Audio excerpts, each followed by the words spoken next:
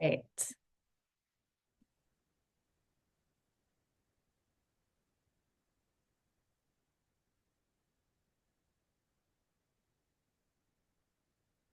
Great. I see people coming in. Hi, everyone. Thank you for joining us. Great. Well, it's 1 o'clock on the nose, and I am J.Thelander here with Morgan, who, in case Wow. anybody is wondering, is in fact my daughter. Very true. Jody is my Yeah. mother. It's probably one of the And we, questions I get asked the most.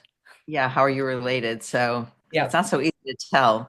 Welcome, everybody. We are doing just a 30-minute webinar today on private company compensation strategies for director level employees and below. So sort of what we consider to be staff level. And it's been a lot going on in the markets, and there's been a lot going on with private companies and funding taking longer and liquidity taking longer. But all of that aside, you've still got a business to run day to day where you have current staff and potential future staff, and planning is really important.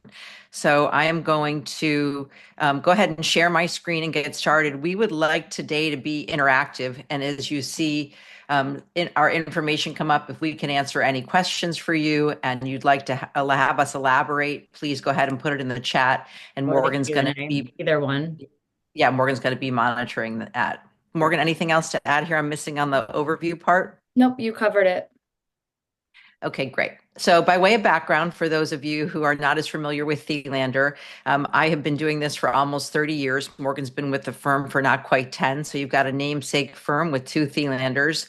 And we're very proud that our data has been in all kinds of media, especially in this past 6 months: Axios, Fortune, Forbes, PitchBook, TechCrunch, Term Sheet. We just had a nice interview with the Wall Street Journal yesterday, so more to come on that. And we had a nice feature article, which I'm very, proud of. It was in Forbes in the end of February. So We'll we're take that seeing one that the from private them. capital market data is special, and that we cover the whole thing ourselves, and that our surveys are running real time, and the data that we are using today we just pulled yesterday. So that is very helpful because we are seeing some shifts in the market a little bit with numbers.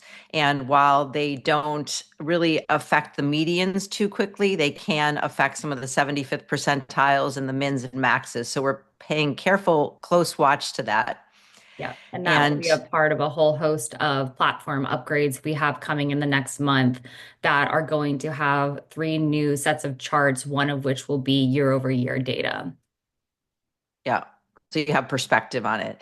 We are doing a podcast, so we've got that for you here, which is great. We have a partner from NEA who's going to be joining us next week, and we had a partner from Cooley. We've had a search person, so we hope that you can check us out, Caplander, all things private capital markets, on the usual outlets for Spotify and Apple. Apple Music, yeah, everywhere. Great. So what we're going to cover today, maybe Morgan, you want to talk about this? Yeah, so we're really going to start with compensation philosophy, and then we'll move into how to design and refine your pay plans for director level employees and below. So whether you have a comp structure in place or you're looking to put one in place, it will be relevant for you. And then most importantly, how to implement the pay plans for your organization. Great. So when we get into director level and below, what I mean here, I'm going to stop sharing for a second so that way I know we can focus. So in all private companies, and this is only private company data, that's what Thelander does. No public mixed in here, which is really important. So we focus on the mix between cash and equity as a percentage of fully diluted shares. And at the chief and the VP level, I'm going to say this slow, you don't put in pay plans. You match the job, the title, the individual, the industry, and likely the total amount of financing. And you really look closely at who that person is, and you price that job by the individual CEO, CFO, chief VP. But once you get into the director level and below, then it is good to put sort of an architecture around your compensation.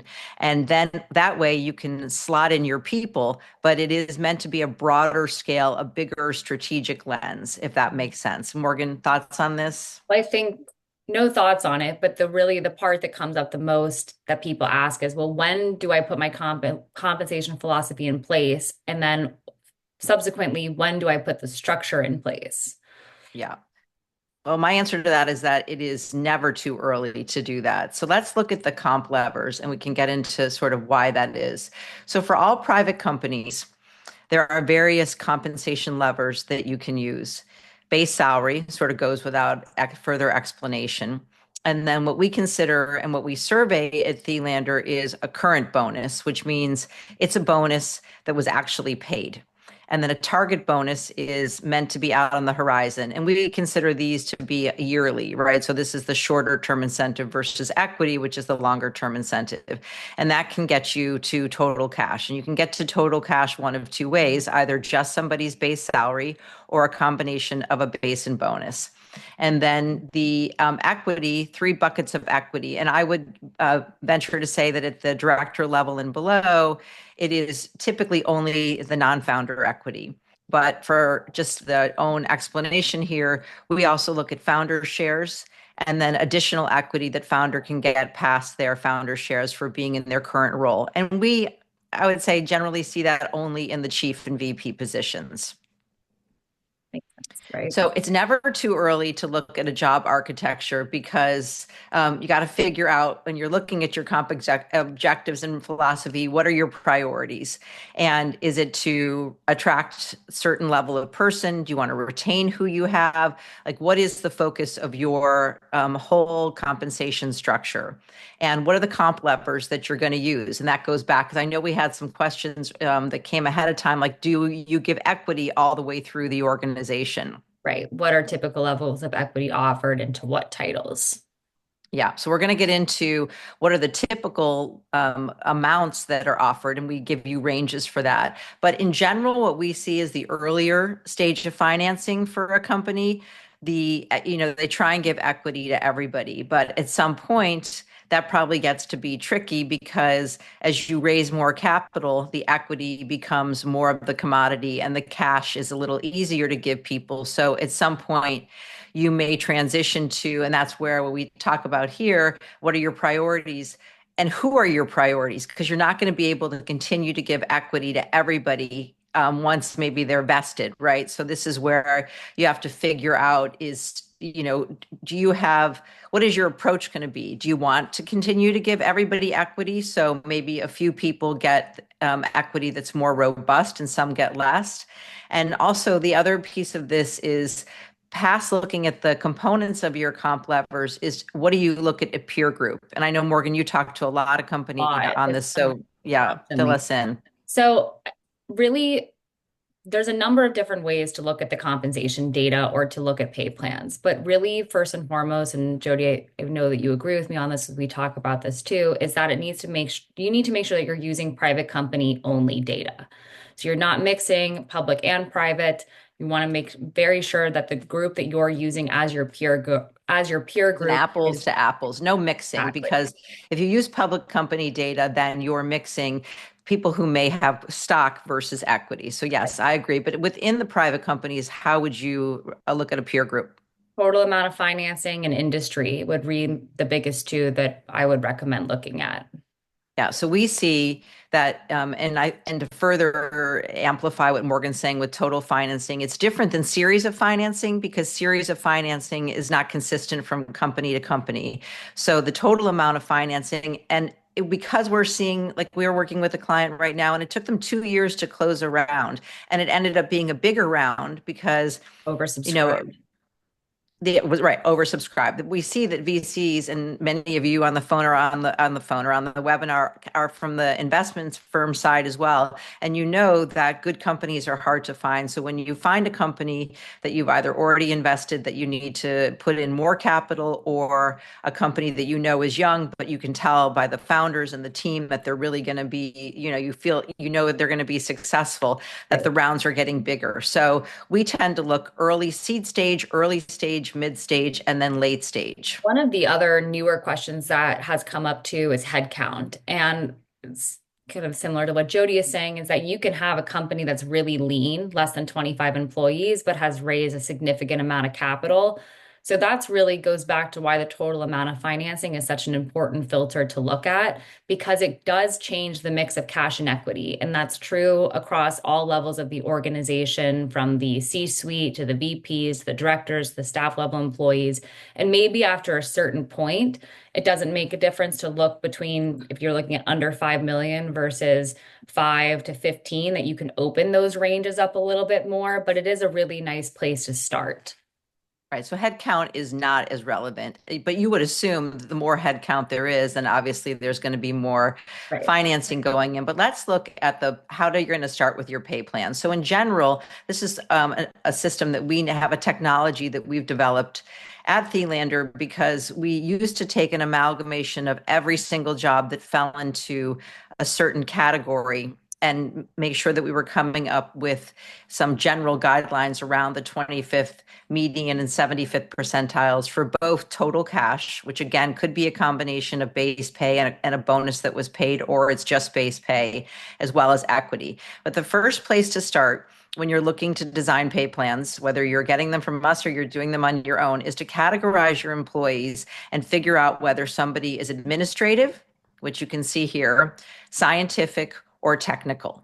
And because Why the would that be important? Why would that yeah, matter for a company? yeah, it's a perfect question and a segue because the administrative people include like HR, finance, business development, marketing, and those people tend to get paid all across whether it's a senior level, senior director, director, manager level, all those jobs tend to be priced very comparably, and so does the equity. Versus there is a little bit more of a premium for people. They're more expensive science people in general, not every single job, but in general, because it also goes hand in hand with more education and a different higher level of skill set. And then the last bucket is technical, which falls somewhere between the scientific and the administrative, although there are times like now where you're seeing pay premiums for certain jobs in that, maybe are related to artificial intelligence. But why it's important is because those categories of people tend to be paid the same, and it's different from one category to another. One of the questions that came in ahead of time, which we do also address, is how does the compensation structure, how do you adjust your structure to account for years of experience? Yeah, so this is where, and I know it's a little tricky to see some of this because, of course, we want you to understand what we do, but we don't want to give you the whole pay plan because it's unique to each company. But here is the total cash, the 25th median, 75th, and the equity 25th median, 75th for a director pay plan. And then here's, for example, a manager pay plan. And then we also showed you like a specialist and support pay plan. So there are different pay plans here. And the years of experience, years of experience can matter. And then it also can dovetail into somebody's education. And then it can also be completely overridden that if it's a hot job and someone's really good, Yeah. right? I mean, we're seeing now with these AI jobs, we That with just when did we track the pay premiums, which I right. think So is maybe you what can you were going explain to what say that too. is. Well, Yeah. we in our compensation survey asked, do you pay premiums for certain job or skill sets? And within that, it's really tends to be on the technical side. So it's data analysts, data scientists, engineer positions. And then from there, it's lists what those skill sets could be and what the premium is that the company pays for those. I'll put in the follow-up or in a minute here, can put the newsletter link from March in the chat where we really dug more into that data. But the comp structure is really your framework and it's a guideline. And then filling that in with real-time comp data, whether it's from Thelander, which of course we would encourage you to use, to be able to, if you need to benchmark specific job titles within those levels, but then at least you have a Okay, structure. well, we got to slow down on that because that's Yeah. the part here. So that's what Morgan is saying, and I'm going to share my screen again. So what the point here is that from director level below, right? So here's the director, and then you can have a manager pay plan, and to be mindful of those buckets, administrative, scientific, or technical. So what Morgan is saying, if you're setting up your structure for your organization, that once you design these pay plans or we design them for you, that you're going to slot your people in. So if you We have slot a them for marketing you. manager or an HR person. And we were just discussing this ahead of time. So you can slot your people in one of two ways. You can either slot them in by the title, or you can slot them in by what the total cash and equity is. I would start with total cash. So let's So you say, sort of back into it. Yeah, go Jody, ahead. will you go down to the engineering pay plan, please? Yeah. Uh-oh, did I So pass it? Oh, here yeah, we go. right Yeah. here. So for example, let's say the engineering pay plan, right? It starts with an associate engineer and goes all the way up to a director senior. If you are hiring, for example, an entry level software engineer, an entry level electrical engineer, any entry level position, you have Right. the pay plan here, which will give you the total cash and equity ranges based on, for argument's sake, your total amount of financing. So that gives you a little bit of your guardrails for the road. Where you Right. can So that means you would look at someone's total cash. And then if you use the percentiles, the 25th, 50th, and 75th percentile for the total cash, you would use the correlating equity ranges, 25th, 50th, and 75th percentile. And you mentioned something really important, Morgan, and that is that these tend to be the cash tends to be higher and the equity tends to be lower, the ranges, if you're at a later stage of financing, if you've raised more capital. So they do shift somewhat, just as a general rule of thumb. So if you're a younger company and you come up with, or we come up with pay plans, then the total cash would probably be a little bit lower and the equity would be a little bit higher, as you would think. And then that would level out and then maybe even shift once you have more capital. And you adjust using those percentiles depending on who the individual is and where they are in their career. And that's where, Morgan, now I'm going to let you finish for the specific job. And then from the specific job, you can back into it using the structure to say, well, who is this person? How is important is the job title? How important is the overall role to the organization? And from there, you can either use real-time comp data to just benchmark that job in particular to see what it looks like across the board. But then you can also use the percentiles on the pay plans to say, well, this person is very important to us. So we're going to hover at the 75th percentile for cash and equity. Or if it's somebody, but it gives you a Right. sense of what the speed limit on the road is so you can decide how fast or slow you want to drive. Yeah. So that's a really important point. So I'm going to restate what you said, Morgan, but in a different way. So you have the pay plan, and then you slot your people in, and then you go back to ideally the J.Thelander platform, and you look at that specific job. Like let's say you have a senior engineer, and you look at the specific title, and you see how that job is mapped out for the base pay, actual bonus, target bonus, total cash, and those numbers will fit into these pay plans. And then you decide where your person goes, because this is what goes into that comp philosophy. I'm going to go back to it because the comp philosophy is really important to understand in terms of what are your priorities? And Morgan, you said this exactly on point. And it's really valuable to think about it sort of, what are your comp levers and what is your approach? And what we mean by your approach is how valuable is that role to your organization? Because this is where, and it comes up all the time, people talk about geography, right? Does geography matter? And Right. geography generally does not matter for a job because there are sometimes in random places like in the Midwest or in other locations where there's a big public company or there's a hovering of people coming out of academic environments. Yeah. I mean, the equity piece is, and we've talked about this with reporters, is the equity piece is really, really important, especially to junior employees, where now it's very well known that the equity is really the golden nugget of a private company in the same way that carried interest is for the investment firms. And so for companies to move into a private, or for an individual to move into a private company, they're more versed on saying, okay, well, will equity be a part of my comp package? How much of the part of the comp package will it be? And as the company to be able to have a philosophy to go back to and share that, that's part of where the transparency comes in to say, well, here's our comp philosophy, here's our approach, here's where you will fit in. but it's also important, in addition to that, for the company to know why within your ranges you're using the higher range for one person and a lower range for somebody else who may be the exact same title. Somebody's skills may be sharper, maybe they have more experience or more education. And this whole strategy and the putting the framework around with the levels is really important because that way you do have sort of this job architecture. I'm going to go back to a couple other pieces here because it gets into the pay plans. Here we go. This is the sort of the next component, really our last component, because we want to be sensitive to time for everybody.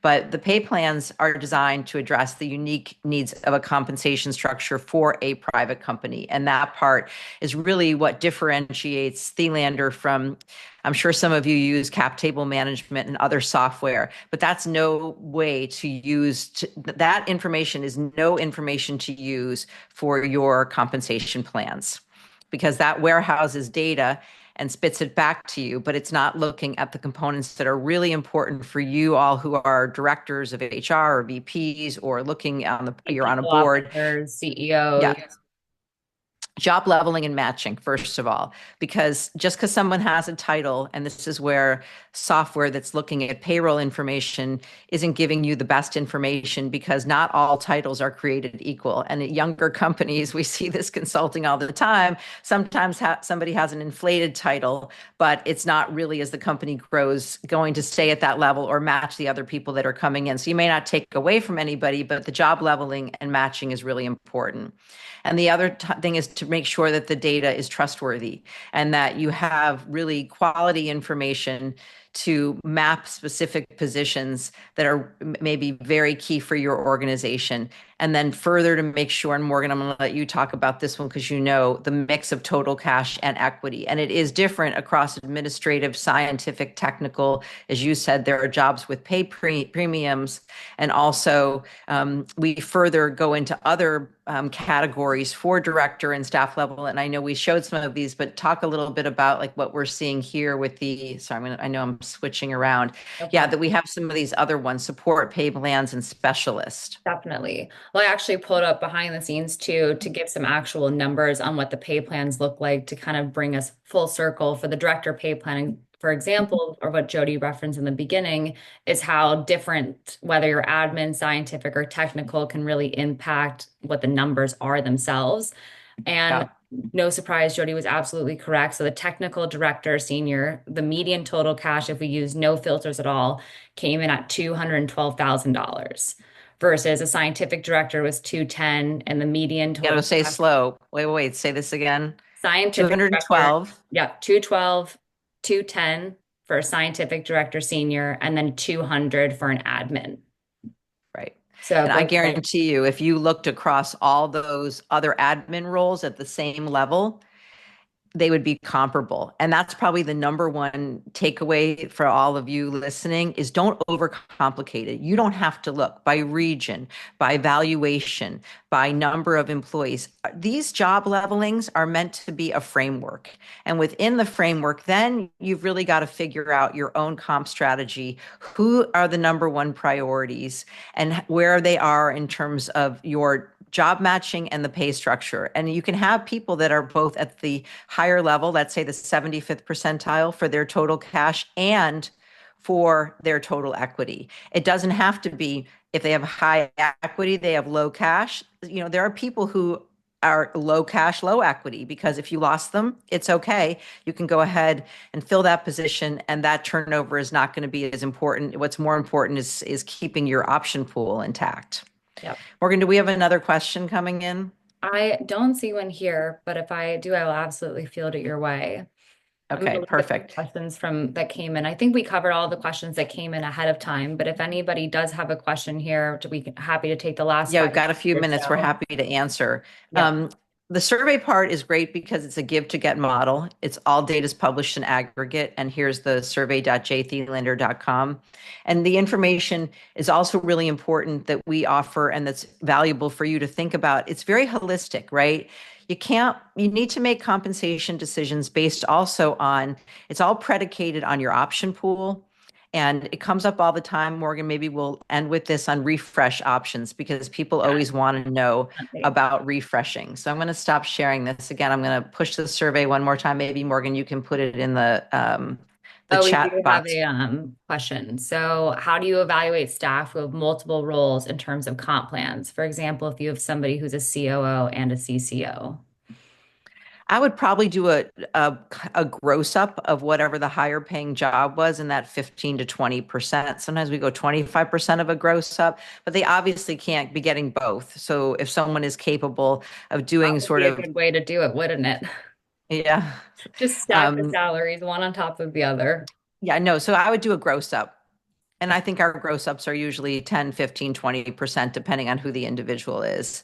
But the other piece of this is that you've got to really think about how this factors into your option pool. We see option pools generally hover around 15%. And with that 15%, that also includes what you're going to use for new hire grants, for refresh grants, for additional equity for founders. So you've got to be really careful when you first hire somebody that they get the right amount of equity because this is where we're working on some with clients now. Well, if they've got employees that are 4-year vesting, right, and they're already 3 years or maybe fully vested, what do you do?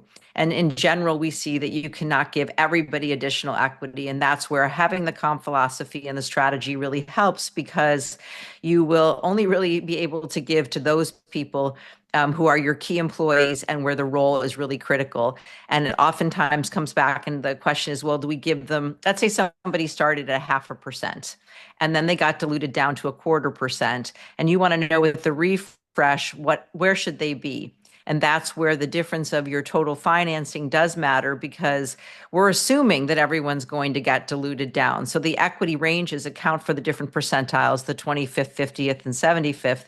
And once somebody's gotten diluted down, maybe they started at the 75th percentile, they've gotten their equity is now diluted down. So it represents them being at the 25th percentile. It's up to you to decide. Do you want them to go back up to being at the median or what percentile? But there's no way that you're going to be able to keep everybody whole. It's impossible that they'll have enough equity as your headcount is growing. So all of that That's is if you part of raise the more big capital. strategy.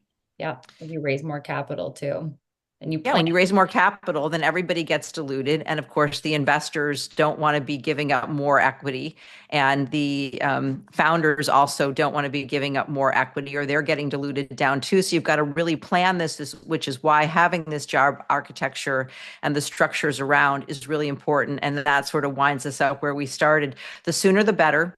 You can expand these and evolve as time goes on, but having some mindset to it is really important because it will prevent you from making mistakes. Giving too heavy of a equity is probably the biggest concern, or giving people job titles where it's not going to be sustainable. We had one question come in before we wrap up is at what stage should an early stage startup be putting this framework in place? Well, after you raise, I think somewhere in that $5 million range, because when you're under 5 million, I think you're so focused on raising more capital. But once you get into that $5 to $15 million of total financing, you're moving. You've got enough capital that you know that hiring is going to be important, and making sure that you are getting it right is worth the time invested in either Right, having data or putting these ranges in because one miss of a mistake will cover the cost of doing this. right. It's better to get it right from the beginning versus paying to fix it down the road. Yeah, there's no shortcuts, and grabbing data from all over is a bad idea. You've got What to have your about, great. hold on, another question. Do you have perspective beyond the United States? So how does this apply Yes, globally? we do actually. We've been doing a lot of work in Europe and the UK, and our perspective is that the more senior roles globally are still really competitive, Executive but roles, C-suite, yeah, really but below competitive. that, equity tends to be, and the cash tends to be on the lower side. Yeah, the cash is what really looks different, especially we have a lot of visibility into biotech and or tech bio companies or health tech companies. And what we can see so far In is the UK in right, general, exactly, in is that Europe. the compensation, the total cash can be almost half as much in the US in the UK as it is in the US. Yeah. And that's important. If more important, if you're going to put a comp philosophy and structure together and you have people in multiple locations, that you understand where the ranges are and how they, so for the person who discussed having a senior person maybe doing two roles, you may do a gross down for another location. We've done that on projects before where we know Europe in general pays less. Yeah. Well, thank you for Great. everyone who joined us Yeah. live. We will send out the recording of this, and we'll also, give you the survey link to participate with the Give to Get model. You get access to a subset of the results for no charge for a year. And stay tuned. We'll have our next 30-minute lunch and learn like this going forward over the summer. So thank you. Thanks, everybody. Bye.